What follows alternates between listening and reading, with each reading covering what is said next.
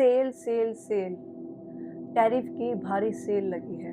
हाँ जी दोस्तों, जैसे कि आप सब जानते हैं, पगले ट्रंप ने 50% टैरिफ कर दिया है। 25 पहले, 25 अब। और इसके पीछे का मेन रीज़न ट्रंप साहब क्या बोल रहे हैं कि इंडिया लगातार रशिया से ऑयल खरीद रहा है। सच में क्या यही मेन मोटिव है इस प्रपंच को रचने का? हम आपको बताते हैं इसके पीछे का मेन मोटिव क्या है, इस टैरिफ को लगाने के पीछे का मेन कारण क्या है। उससे पहले आप ये क्लिप सुनिए हमारे मोदी जी की। साथियों, हमारे लिए अपने किसानों का हित सर्वोच्च प्राथमिकता है।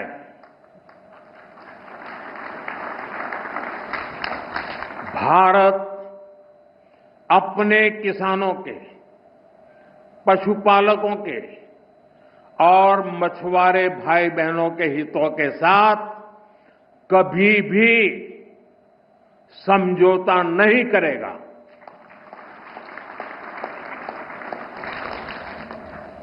और मैं जानता हूं व्यक्तिगत रूप से मुझे बहुत बड़ी कीमत चुकानी पड़ेगी, लेकिन मैं इसके लिए तैयार हूं। मेरे देश के किसानों के लिए, मेरे देश के मछुआरों के लिए, मेरे देश के पशुपालकों के लिए आज भारत तैयार है।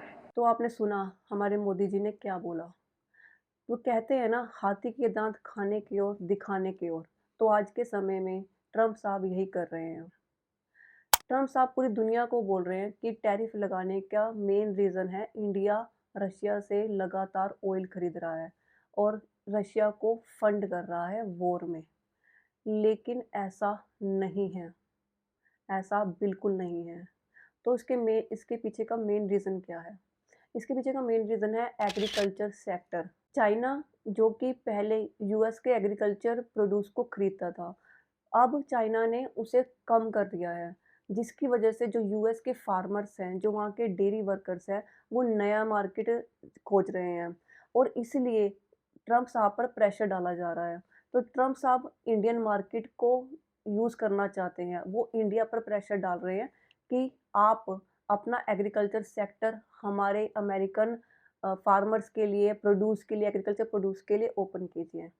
लेकिन यहाँ पर मैं शाबाशी देना चाहूँगी हमारी गवर्नमेंट को, जिन्होंने इस चीज़ पर स्टैंड लिया।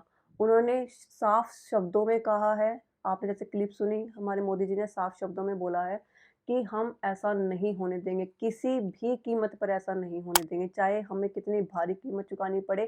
पर्सनली भी अगर कुछ कीमत चुकानी पड़ेगी तो हम चुकाएँगे, लेकिन हमारे फार्मर्स के साथ, हमारे जो डेयरी वर्कर्स हैं, हमारे फिशरमैन हैं, उनमें से किसी के भी साथ हम किसी भी तरह का कॉम्प्रोमाइज़ नहीं करेंगे। उनकी खुशियों के साथ किसी भी तरह कॉम्प्रोमाइज़ नहीं होने देंगे। देखिए, हमारा एग्रीकल्चर सेक्टर अमेरिका के एग्रीकल्चर प्रोड्यूस के साथ कम्पीट नहीं कर सकता।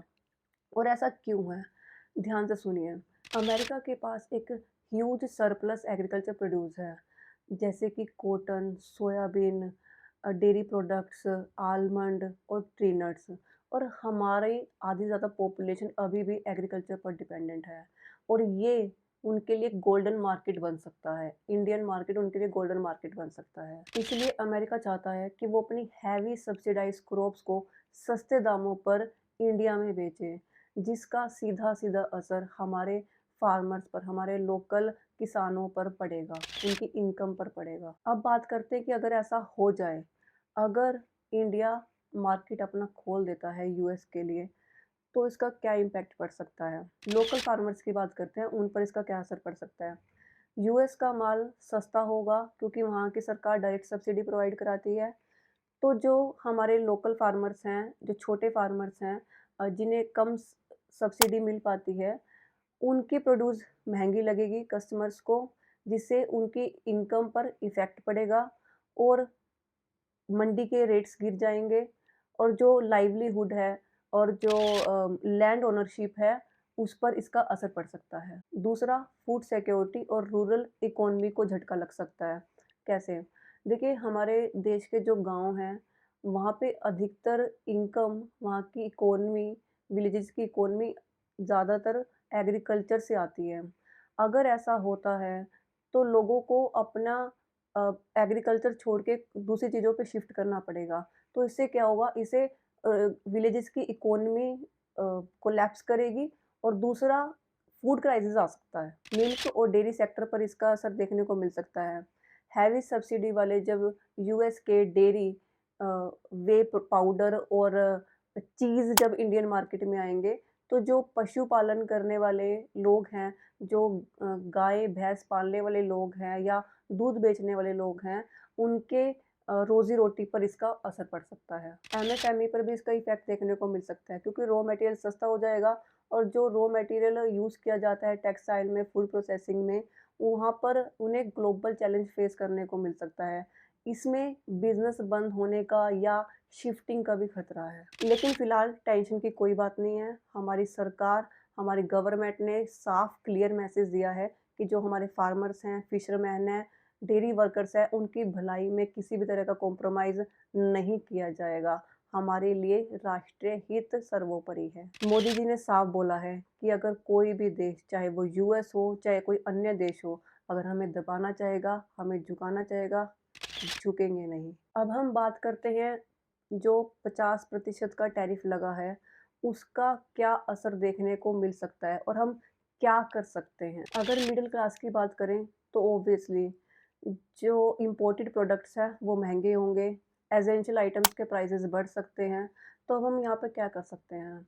हमें मेड इन इंडिया प्रोडक्ट्स पर फ़ोकस करना चाहिए।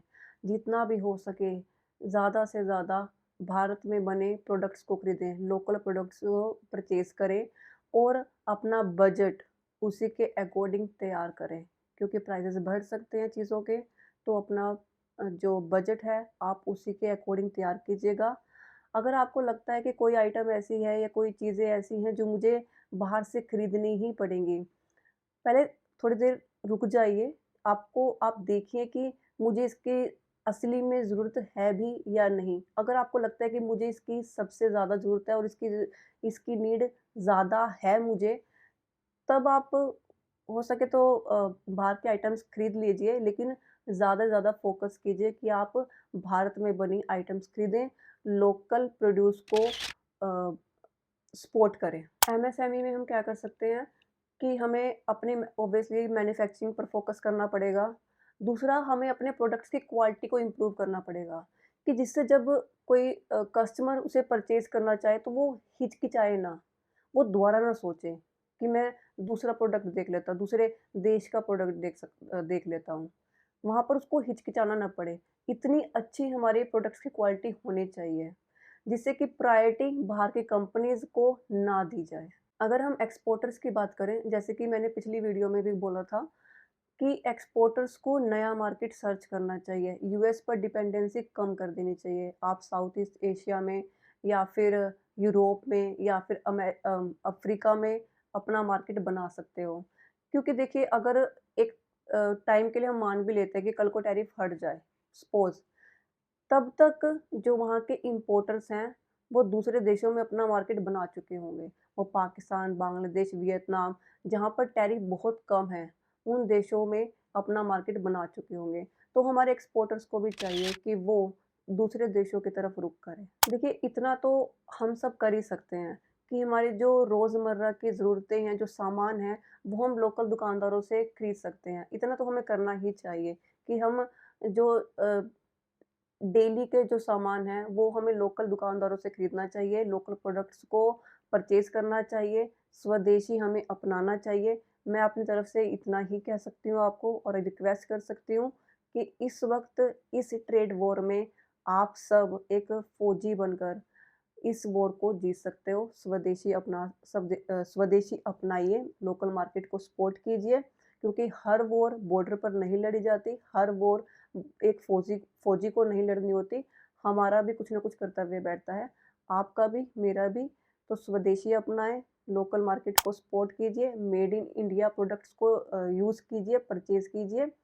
हम अ, जैसे ऑनलाइन प्रोडक्ट्स हो गए, ऑनलाइन परचेज़ करते हैं, ई-कॉमर्स जो कंपनीज़ हैं, वो इंडियन कंपनीज़ भी बहुत सारी हैं, जैसे फ्लिपकार्ट हो गया और भी बहुत सारे हैं, उनके थ्रू कीजिए। और दूसरा, 15 अगस्त आने वाली है, एक गिफ्ट समझकर ही आप देश को एक तोहफ़ा दे सकते हैं, स्वदेशी अपनाकर। तो स्वदेशी अपनाइए, लोकल मार्केट को सपोर्ट कीजिए। मेरी आप सभी से रिक्वेस्ट है, आज की वीडियो में इतना ही। इस न्यूज़ के ऊपर हम अब आगे भी अपडेट्स लाते रहेंगे, जो भी अपडेट्स आती रहेंगी, आप सबके साथ शेयर करेंगे। जय हिंद, राधे राधे।